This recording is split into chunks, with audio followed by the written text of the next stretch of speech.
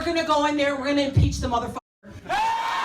Impeachment is a word that hangs over every president. Impeachment would tear this country apart. Sometimes it's just whispered. This is all about setting up the stage for impeachment. Sometimes the word seems to consume Washington. Impeachment. Impeachment. Impeachment is not dead. Even being openly discussed The impeach word. by the man whose job is on the line. You can't impeach somebody that's doing a great job. That's the way I view it.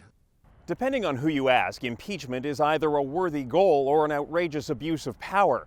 Either way, there's no doubt that the I word is a politically charged term, especially for those who have to decide whether or not to exercise their power and start the impeachment process. I just don't believe in it. They wanted me to impeach President Bush for the Iraq War.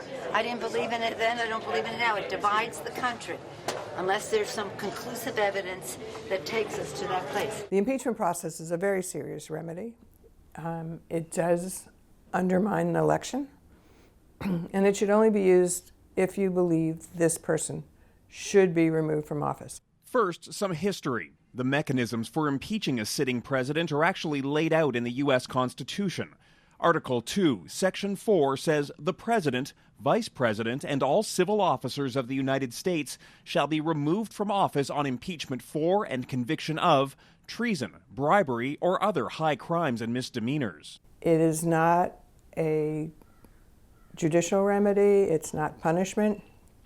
It is simply a way of removing someone from office who should not be there. The nasty business of actually impeaching a president falls to Congress, and both the House of Representatives and the Senate have unique roles to play. The House of Representatives decides whether or not to bring charges, what are known as articles of impeachment against a president, deliberating like a grand jury that's considering an indictment. The Senate then conducts the trial and ultimately decides whether a president should be removed from office, and it really is a trial, presided over by the Chief Justice of the Supreme Court, requiring a 2/3 majority vote to remove a president from office. But he didn't do anything wrong. It doesn't matter. We will impeach him. Only 2 presidents have ever been impeached, Andrew Johnson in 1868 and Bill Clinton in 1998. We must stop the politics of personal destruction. But no president has ever been removed by impeachment. The Senate has never taken that final step.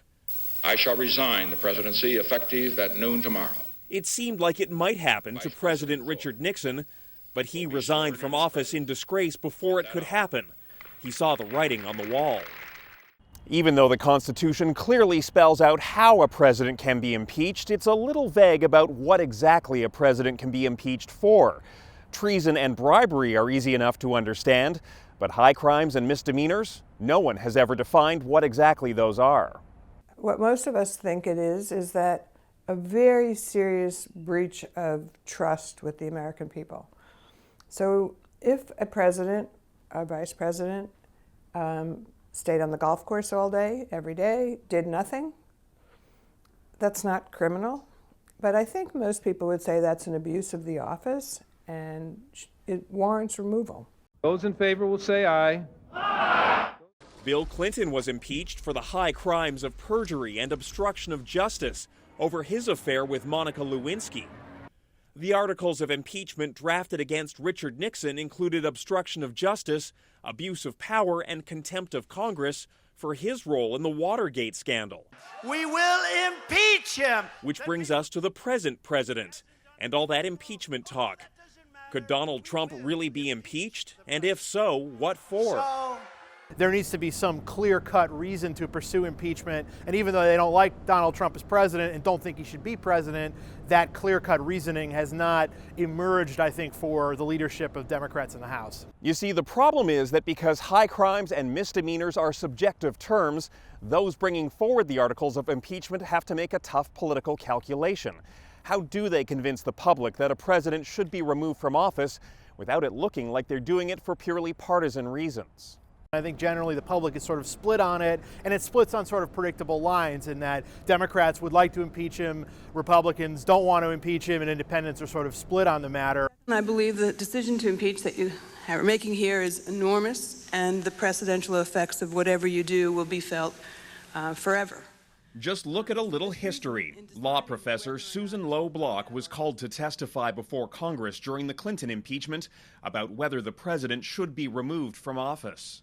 I gave the opinion, and I am of the opinion, that impeachment was not warranted there. Clinton had obviously made mistakes, but they didn't seem to warrant removal. Or ask those who had political skin in the game. Former Congressman Jim Moran was one of the few Democrats who voted to allow the impeachment proceedings against Bill Clinton to go ahead. Just personally, I acted immaturely, and collectively, I think the Congress did itself a disservice. I don't think it was good for the country. In the end, the public viewed the impeachment of Clinton as a political hit job. His job was in fact saved, and his popularity soared. 2 decades later, with impeachment once again the talk of Washington, there's a sense that maybe the power to remove a president from office is best left to voters for that very reason. After all, they already have the power to remove a president from office once every 4 years.